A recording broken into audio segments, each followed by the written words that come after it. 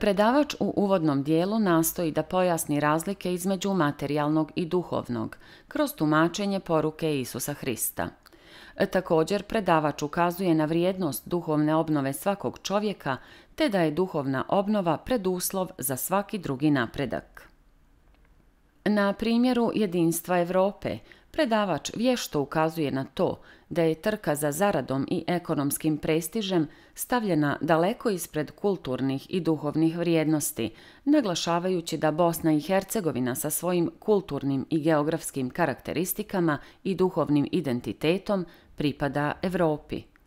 Nadalje, izlaganje ukazuje na vrijednost različitosti, ističući da različitosti nisu prepreka, nego prednost u izgradnji istinskog dijaloga koji uključuje identitet učesnika.